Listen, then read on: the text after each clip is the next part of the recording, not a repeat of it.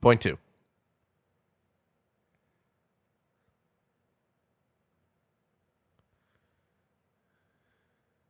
Oh, it's called the Pike. Look at that. Oh, You stick a man. shuttle pod.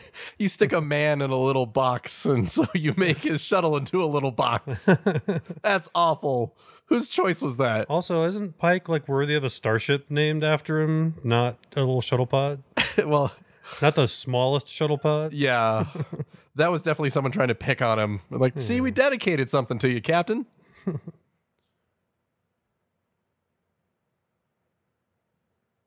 He's really good at math. Mm-hmm. Well, Data's not on the bridge to do that, so he's got to fill in.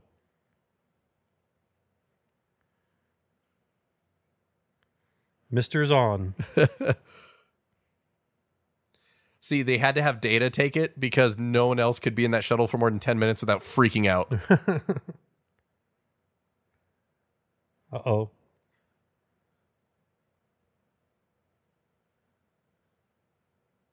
All right, he's reset. He should speak Swahili now.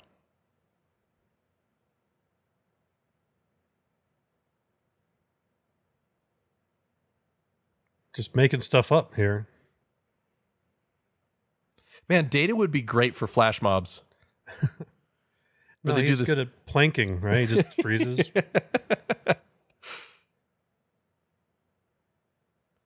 And let me guess, it goes. You guessed it.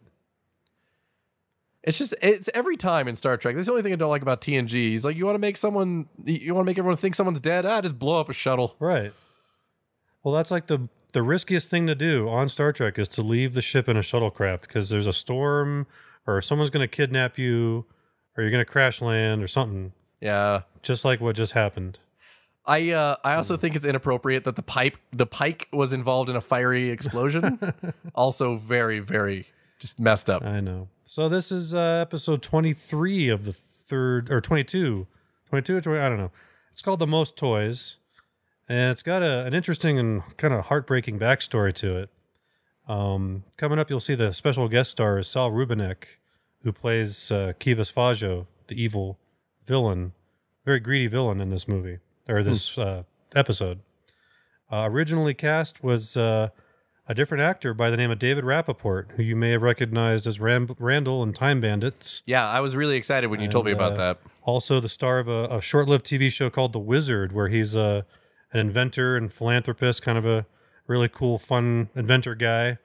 He's a dwarf guy, person of small stature, who filmed most of the scenes required for this episode, but sadly... that weekend or, that time in his life, he attempted suicide. And so they couldn't continue. And they picked up Saul Rubinek, who is also very well known. He was in such movies as Unforgiven and Wall Street. He's been on TV. I think he was on Frasier on TV. And so, rather sad story, but that these things happen in TV. Yeah. And I didn't know this until, this episode's almost 30 years old. I didn't know this until just recently. So it's weird how the things that happen behind the scenes to bring TV to life sometimes. Yeah. Well, especially it hits home because, Star Trek in general is known for, as you said, the famous character actors. It's like, this is the guy who's been everybody. You could say that about so many. But to have that story, especially for me, because I've told you about this before, Time Bandits is one of my favorite Gillian movies ever. And like Randall is, he's in 90% of the movie. He's one of the main Time Bandits. Right. They don't just put him in the background. And to know it's like, oh man, that cool connection to TNG. And then all of a sudden, he tried to kill himself? Yeah. And unfortunately, the conclusion of the story is some months later, he did take his own life. I'm sorry. Couldn't get help. That's I know him from the Wizard show because I was on when I was like just before this, actually, just a few years before TNG premiered. And I loved because it was gadgets, and I loved gadgets. He had a little remote control hover thing. It was oh my god, it was so cool. I'll have to look that up. I didn't not a hover thing, but it was like definitely a little car with a camera on it, and it did stuff for him. I'll have to look that up. I don't remember that show, but it sounds amazing. It was only on for maybe a year and a half in the mid '80s. I don't know if it's available on streaming anywhere. So here's Saul Rubinek, the replacement as Kivas Fajo, and I have to say, from the footage I've seen comparing the two actors, I do prefer Saul Rubinek's performance because he does it a little less evil and demonic, and a little more trickstery, and like a guy who would be a traitor. Ah, A little more flamboyant. That's what I'm trying to say. whoa. That's what I love about this view screen. He's just there. Do you think on like Friday nights they queue up like a family movie and all the kids that live on the Enterprise get to come up to the bridge and like watch Nemo and crap? Well, it's Picard's ship, so no kids on the bridge. Oh, that's true. Whenever he's off the ship. I'm pretty sure, in Generations, they show on this ship, they have the giant stellar cartography room that's been there the whole time, where Data and Picard have their meaningful chat about individuality and emotions and destiny. I bet you that could be converted into a pretty badass, like Cinerama type screen for movie night. Since movie night's a tradition started by Charles Trip Tucker on the original Enterprise NX-01, of course, carries on into the 24th century. And so does this pose. That's me checking my cell phone when it goes off at like 3 a.m. I'm like, who the fuck? Yeah. And I do exactly that. What? Where am I? And then I realize I'm not Data, and I get really sad.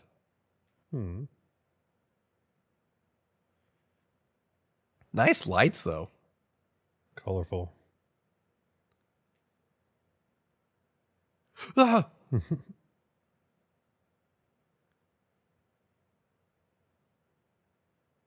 Did he just come a little bit? I think he might have peed in his pants a little bit. That was a very erotic reaction. Yeah. I do like the way he is playing this, though. Kind of. Yeah, he's very ebullient and flamboyant, and he's just a kid who just robbed the candy store, basically. He reminds me a lot of the Collector from the Marvel Universe. I think that might have been the inspiration for this. Yeah. Well, because his whole thing is he gets off on impressing his friends with his cool stuff, and Data is the coolest thing to him. Like he just loves the idea of having Data perform for his friends. If you put on 3D glasses, does the side of his head stick out?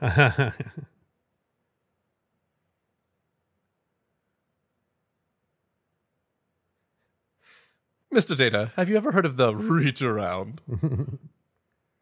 You are fully functional. And of course, they took the makeup application under his nose and put it on the forehead, and then you're Bajoran. Yeah. Oh, maybe that's what it was. Instead of kit bashing for a ship, there's kit bashed a makeup kit. Yeah. Oh, Data, it's so cool how you think you're still in Starfleet. He's adorable. Man, space soccer moms look way different.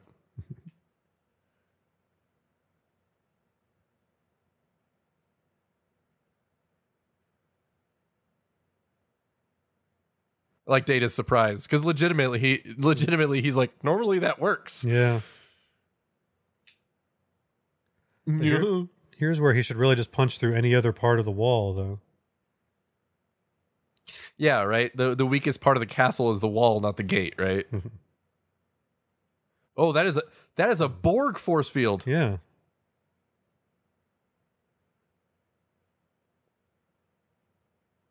Wow, nice. That was. Oh man, that stunt double did not look like him at all.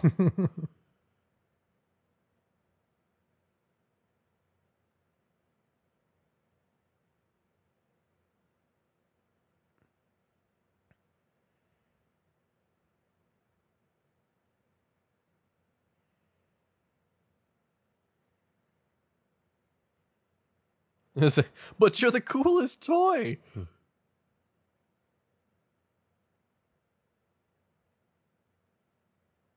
And we don't know what that is. I'm like a curl in NASCAR? I'm super sure it does something to the genitals. I'm just gonna, the way he talked about it.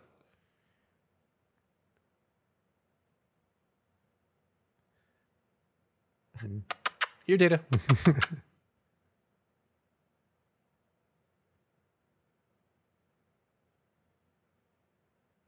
Yeah.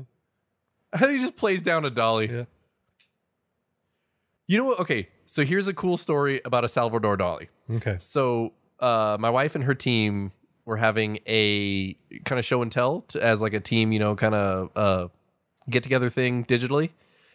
And one of her coworkers were showing this painting, and they said, "Yeah, we have this Salvador Dali replica painting. It's pretty cool."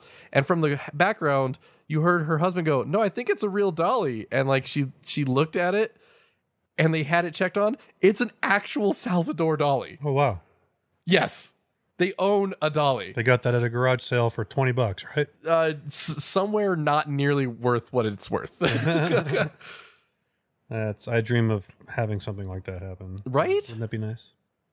You know what I actually want, as far as like something I think would be so fucking cool to own?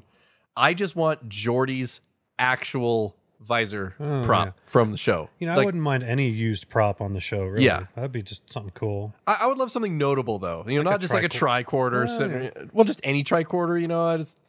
I want something like, you know, that's theirs.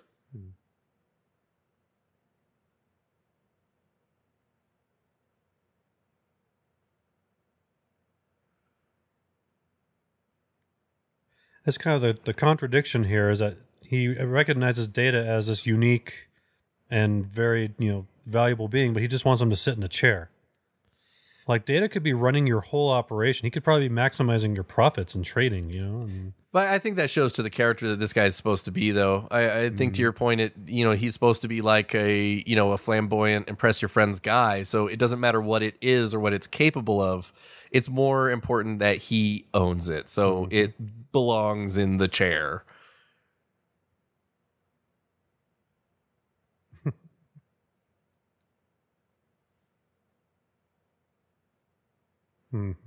I love the side mouth thing he's doing. That's great. Yeah, well, he's a shyster, right? He's a little sneaky guy. Yeah. Well, it shows to the character too. Yeah, because it's almost like that whole thing. There's actually a phrase, "talking out the side of your mouth," means you're not saying what you're saying. So I kind of like that physical representation of that. It's cool. It's really good. Good job, TNG. Mm-hmm. Well, juxtaposition, you're just like the animal. Is it illegal to get space frogs? Is that a space frog or a space grasshopper? Whatever it is. He fed it shrimp. Oh, the cleaning out of Data's quarters scene.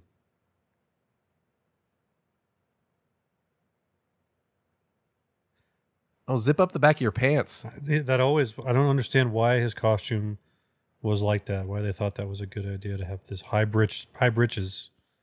Because it's like high-waisted, too. It is. It's weird. It's like, well, you've got to stand out as an acting ensign.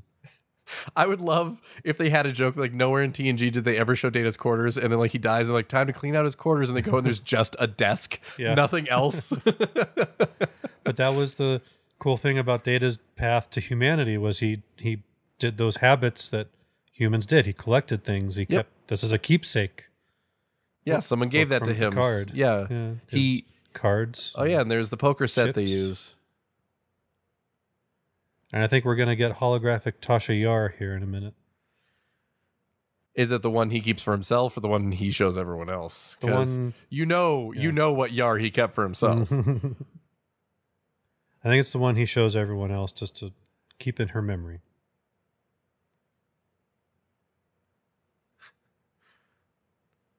This one says he did the Heimlich on an admiral. I didn't know they had a badge for that. There it is. Yeah. You called it. So does everyone just pre-record a thing where they're just standing around for 10 seconds and it loops? Are they just fidgeting? No, I think the fact that she looks really kind of pissed off is because they called her on a weekend for something she's no longer making money for, to stand there for 10 seconds in full makeup. I want $10,000 cash. That's my rent for the next year. I gotta get back. I'm filming this movie called The Eliminators.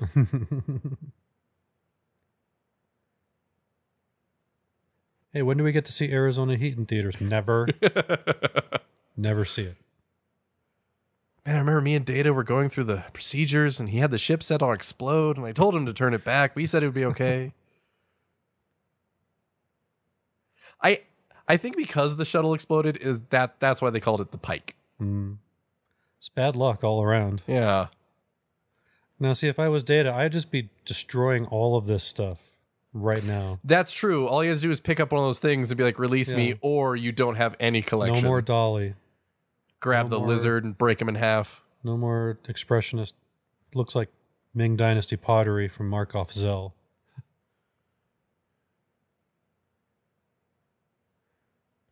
Now, you made the spoonhead comment about the guys from the drug episode, but she's got the ladle pressed into her forehead. Like the small ladle. Yep. Her Botox is not sitting in well. That's why she works for the guy. She's trying to pay off another round. Okay. Also, he has a lot of Earth antiquities. Well, you think with as expansive as the universe is, there's a lot of unique things to get? I've seen, looks like some ancient Ming Dynasty pottery. Looks like an Egyptian like representation of Horus back over Data's shoulder there. Or what is it, Anubis, one of those gods? Yeah, that's animal gods. Yeah, I believe Anubis is the one with the jackal head. Yeah. Well, it's got to be relatable. Everything's got to, I mean, the whole Roger Maris baseball card thing with the bubble gum and all that, I mean, that's relatable. That was relatable to me as a child who collected baseball cards, actually. Well, I mean, this is going to be a little bit of a deep video game reference, but his collection's not going to be cool until he has Sunder and Keening. So I'm just saying. I'm sorry, I don't know. Morrowind, Elder Scrolls 3. Okay, sorry. They were used to control the heart of Kagernak because the dwarves made their own god. Anyway. Kagernak. Yeah. I love you. Using a little reverse psychology. Yeah. That program is running.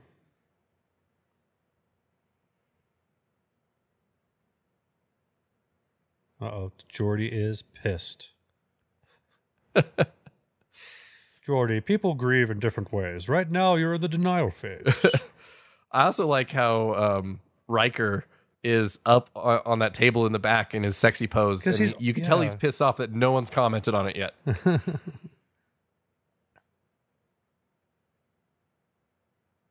I'm also wondering, I'm not sure even if Deanna Troi is in this episode. Which is fine. Well, it would make sense to have some grief counseling for these people who just lost their best friend. Well, maybe he has the meeting with her later. He just hasn't gone there yet. Yeah.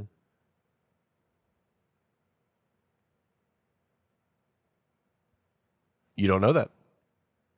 I mean, if I unplug my Wi-Fi router and plug it back in, I mean, it works. So...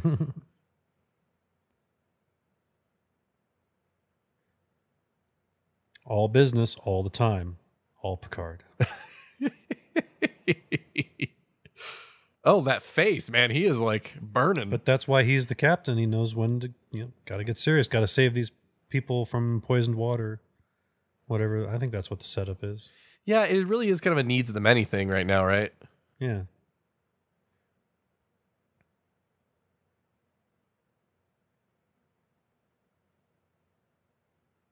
I can see right through you, Captain. No, seriously, my visor's on the wrong setting. I can see right through you. Just tweak this real quick. Just need to... I have it on Predator mode. I need to go back to Geordi.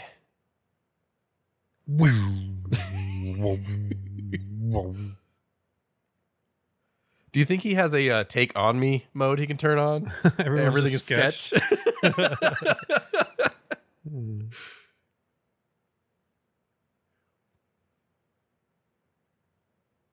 Now, the most epic Star Trek question ever. What is Picard's fish's name? Livingston. Oh, damn it. Sorry, it's in it's in the encyclopedia I've had for a million years. I figured it actually had a name. I figured it'd be one of those things that there was conjecture. It was never said on screen, I think. It's the crew named it. The actors. I don't know. That's like an Michael Okuda thing. Don't overfeed it, Data. It's not a betta fish.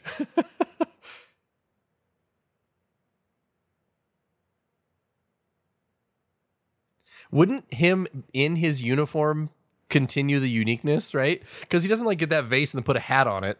Well, yeah. And it's funny, well, the uniform kind of matches the crew's uniforms too, with this weird, like the shanks that he's wearing on the sides of his hips, kind of style. He looks a little bit like Peter Pan. Yes.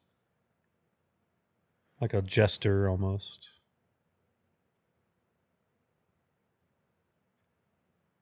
Now he's trying to catch Data in a contradiction here. That's dangerous. He's a computer. You give him you give him a paradox, he will explode. Yeah. That was a feature of Kirk on the original show. He would talk computers into suicide with impossible situations to ponder, like Nomad. In the game Portal 2, GLaDOS tries to kill the other AI Wheatley by giving him a paradox. Galano. Sorry. But no, Wheatley is so stupid he attempts to answer the paradox and it doesn't hurt him. Whitney and Galano. And Lestretta. And what was the guy's other name? Tingy, right? What was the other one? No, it's Mistretta and Galano. And Cummins. Ah. Oh, Dini is the lawyer. Dini, there we go, Dini. Yeah, that's what you're thinking of. You know, 4 bad guys and Mitchell. Mitchell, best MST3K episode ever. Go check it out. Hands down. Listening to us. There is oh, why is he crying? Oh, he's trying to play his sympathies by lying about his childhood. Good actor though. Cries on cue. I like that.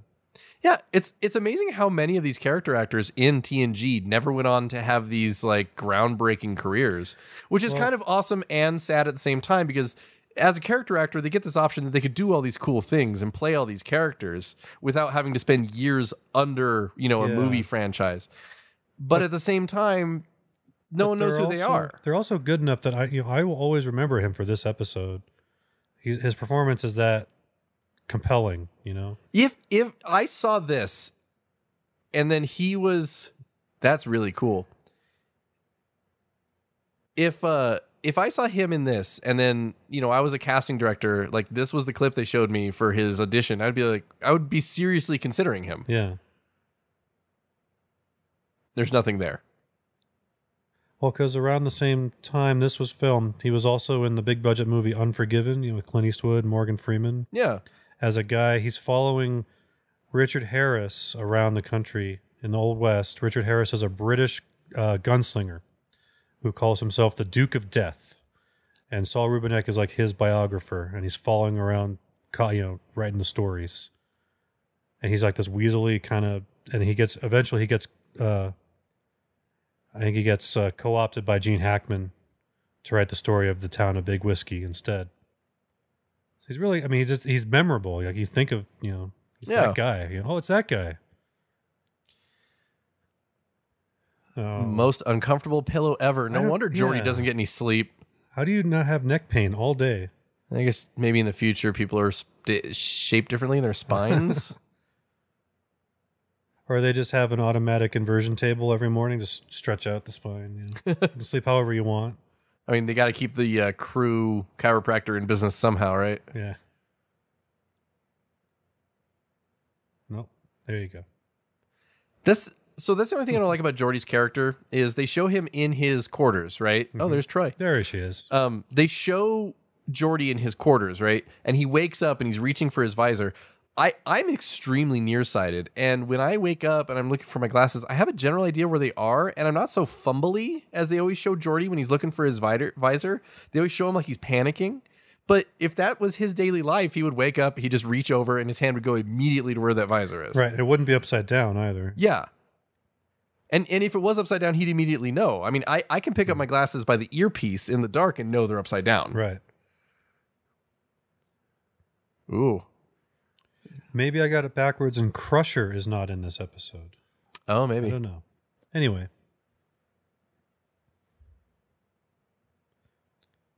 Well. Yay, Tasha reference number 2. By going into the holodeck and screaming. Even though I've known Data for 3 years, I knew Tasha for 2 months. Yeah, but there was, with how tough Tasha Yar was, there was like a Worf Yar thing going respect. on. Yeah. No, I mean like she was riding his ridges. Oh, that too. They were in the holodeck getting bruised. Yeah. She was maybe like cowgirl on his forehead. It would work. Now riding the yes. Now I'm picturing that.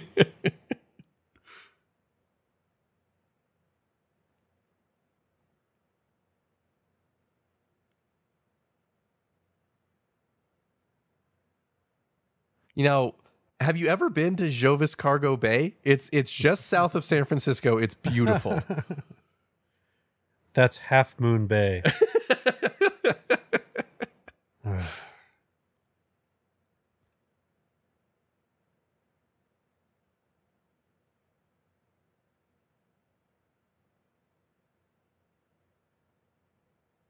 Remain in effect.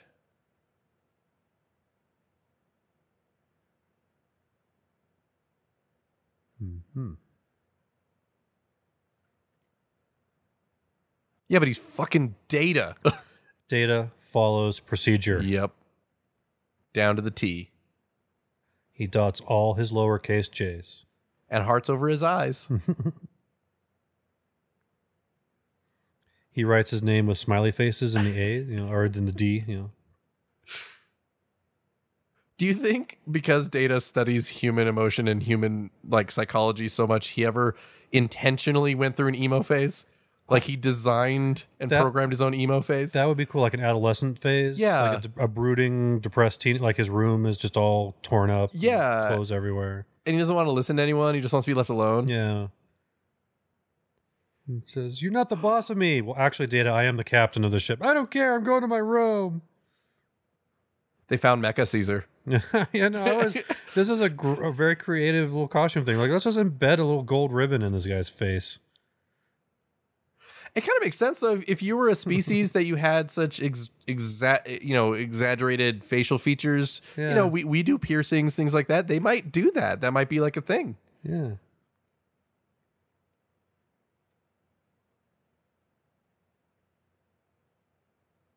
Yes. Data being a dick. He's good at mannequining, that's for sure. I just made that up. Being a mannequin. Like Kim Cattrall. Aww. Stop picking your nose. My goodness, that's disgusting. He had to get the extra makeup out or he can't breathe.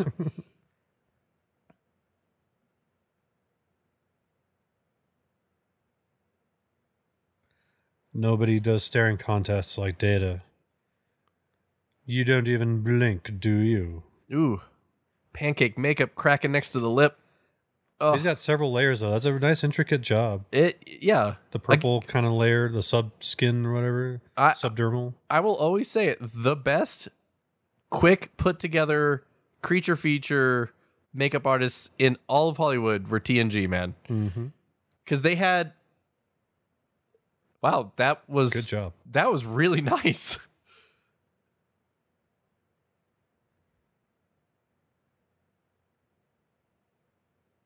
Yeah, just because you're drunk as hell and they gave you space acid. A little too much Tranya, huh? But back to my point, like TNG, they had a week to make these monsters, and they always look good. There's a couple that are cheesy here and there. I would say the first and second season had some really hideous looking alien. They did makeup. The fish people from this one episode, just ridiculous. At least it's better than original series where it's like, we don't have an idea for an alien. They're human. Paint someone half dark black, half bright white. Yeah. Just like a checkerboard. Oh, awkward. I won't take it personally, sir.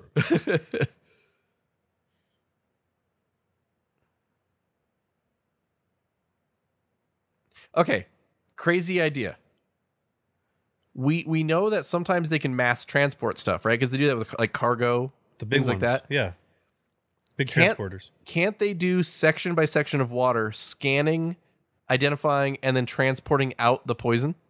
I don't know. I would think they would just transport the antidote into the water, right? Yeah, and it would just spread. There you go. Yeah, see, there they go. Let's shoot a torpedo. That's your solution to everything. Just shoot a torpedo at it.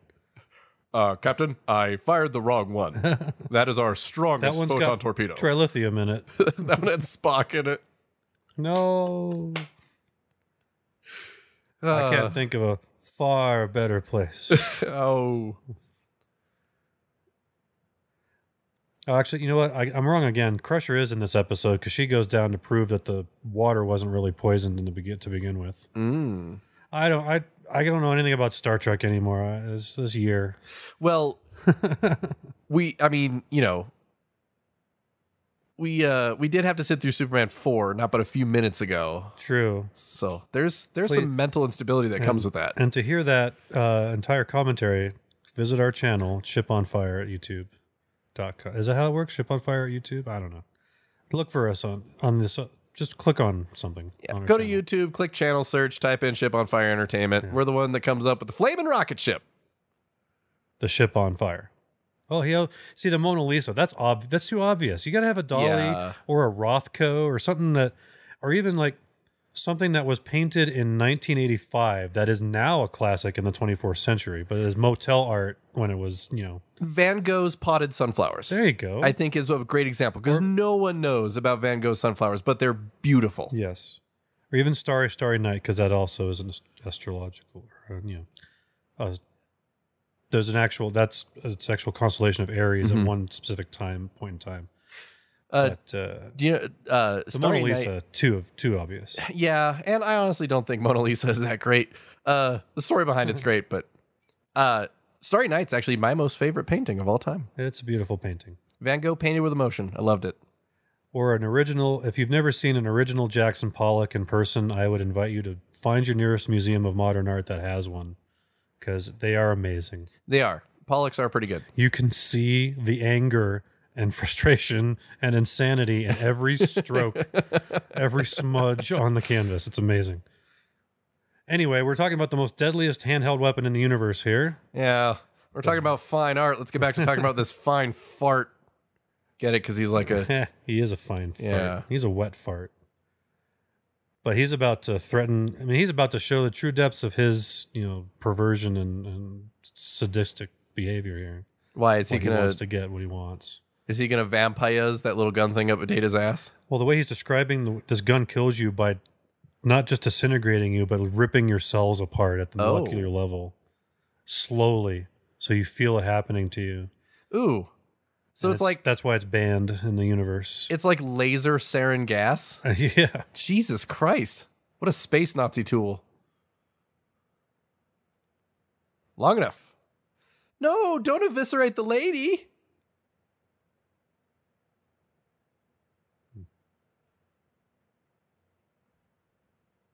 I would say probably more naive than anything. And now she's a soccer mom. Poor Varia. No, please don't. Oh. Don't do the thing. I like the lady. Don't do that to the lady. Oh, he set it to 11. Aha. But you know what? You're just making him angrier. He's just going to be patient and bide his time. Hey, wait a minute. This is on Ryza. Is the Toxu taunt somewhere in here? It's good to know that Ryza's waterproof down there. So who did Jonathan Frakes push into this pool as a practical joke on set? Oh, you know. What script supervisor or extra got a bath? Or did he push Gates and McFadden? No, he wouldn't he wouldn't push Gates in there. You know it was sabotage. Who am I trying to think of? I can't remember her name.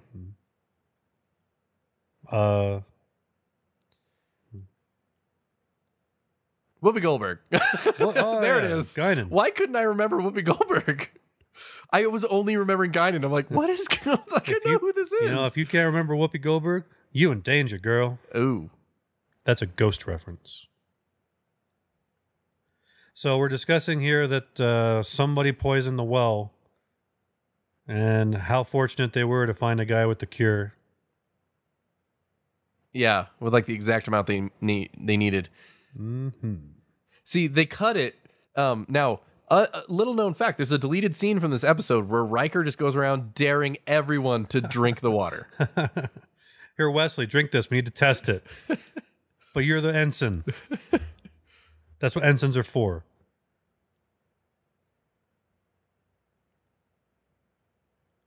The wheels are turning. You didn't read this already? Kivas Fajo sounds like a skin disorder you get.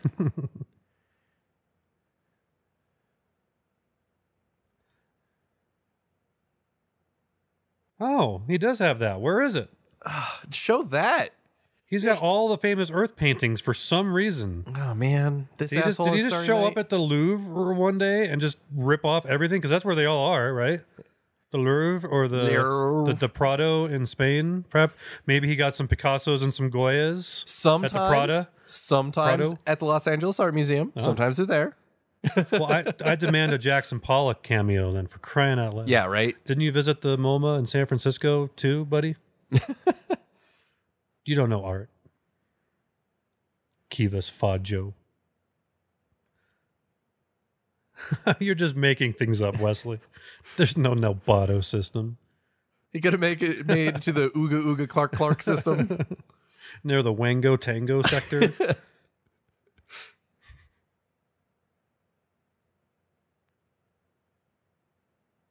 A space Dorito. Yeah, it's always that generic. You use that ship over and over. Uh-oh, someone's had enough. Someone stepped across the line. He's a habitual line stepper. Which means he's very close to one of those pistols he says he keeps under his pillow. Mm-hmm. The code is 12345. Damn it, I have the same code on my gun safe.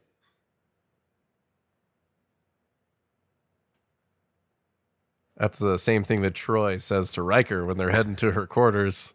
That's their code for I'm available tonight. Yep. And ovulating. I wonder if they had a thing where it's like if they hadn't hooked up in like 3 months and they would just end up with each other for a while and then remember why they broke up in the first place and go back to other random aliens they meet. I don't even think it's that. I think maybe they preemptive that whole scenario and they just have a bang schedule. Oh, okay. Yeah. Tuesdays and Thursdays. Yeah.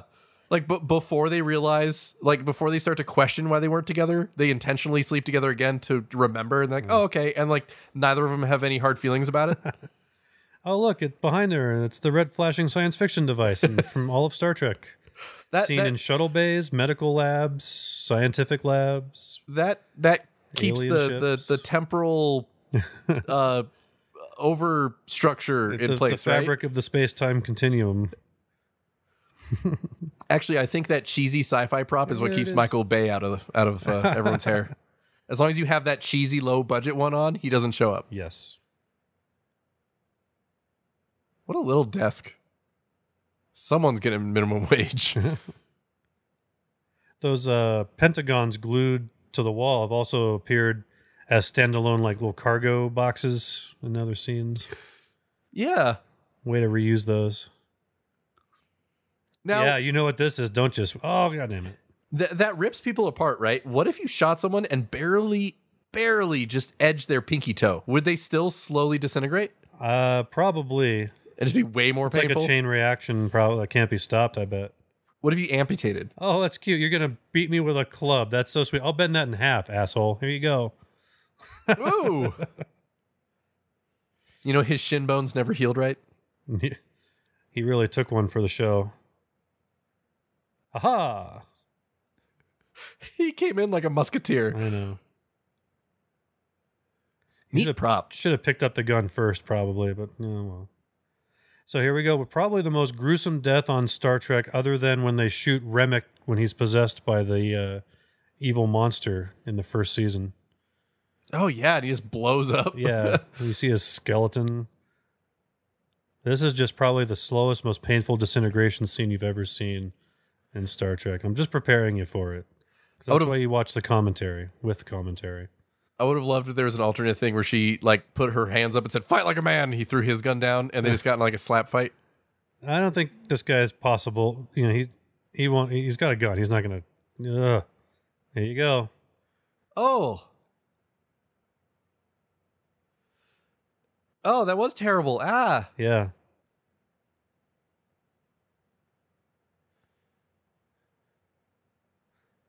Okay, now Data, don't kill him, but just grab both sides of his bottom jaw and just crack it a little bit. Yeah. Well, he can't because he's got that force field thing.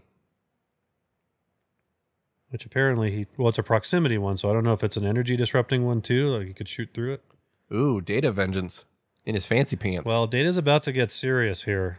Real serious.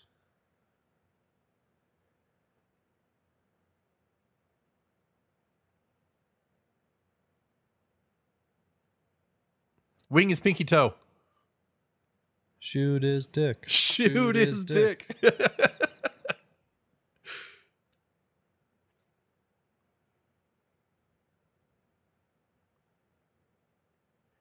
I still love his pendant. It's like a seahorse dolphin.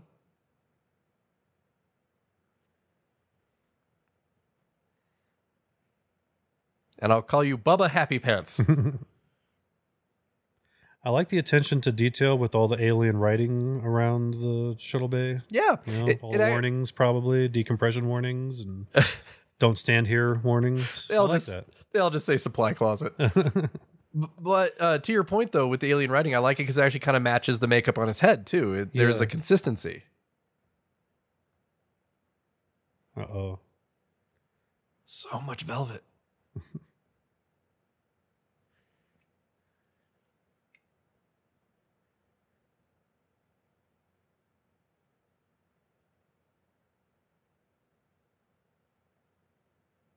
He has a gun. Stop being a jerk. This is like a bank robber's holding a gun to your head and you start taunting him. Your overconfidence is your weakness, Fajo.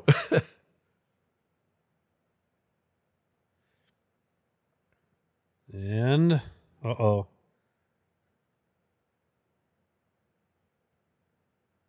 Oh. Saved by the transporter. He was gonna do it.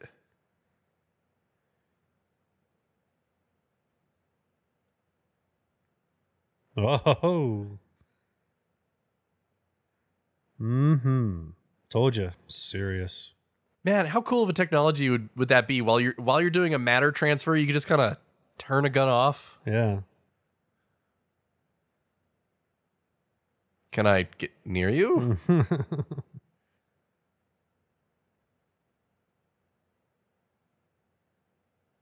Oh yeah, we got it.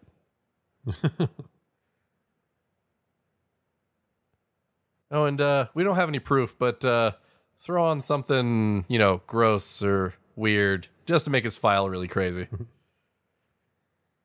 Oh, a discharge, huh? Well, that's interesting.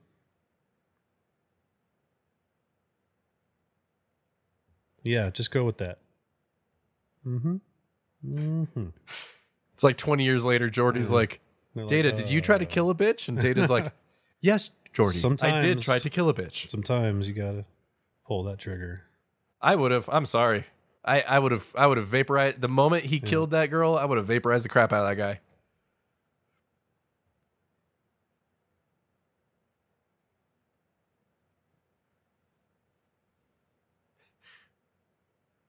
Wasn't gonna do any of that, but it was gonna, repeatedly drown you a little bit. Just hold your head underwater just a little bit. Just a little bit. A few seconds. A few seconds longer each time. You know, see how long you last. Do you like the James Bond, Tomorrow Never Lies thing, and just put it under till you start to get scared, and then. Oh, now you mentioned James Bond. How about the Casino Royale torture chair with the bolo and? I'm actually a huge fan of that scene, just because of the character they had Bond play. That even though he's being tortured, he's hysterical, making fun of the guy. Yeah. I actually thought they did a good job with that. Well, that's like the thing about James Bond. In all situations, he gives no shits. Yep. He'll get out of it somehow. Just like Mr. Data. Just like Mr. Data. Although way more sex. Yeah, way more. He just says he does not feel pleasure. But, he gets a little bit of satisfaction out of seeing justice. Yeah. Although, let's talk about it. That's Federation justice, right? So that means he goes to basically a really nice room, 3 square meals a day. He has a TV, Yeah. Yeah. Well, Federation, penal colony. You see Tom Paris in one someday, and he's just gardening. He just gardens. Well, anyway, that was the most toys. Like we said, a great episode with a sad backstory. And for more Snark Trek, find us, hit that recommended thing on the left side of your or right side of your screen on YouTube there. Or find us on Facebook that ship on fire. Yep. Click that subscribe too, and you'll get all the Snark Trek as it comes out.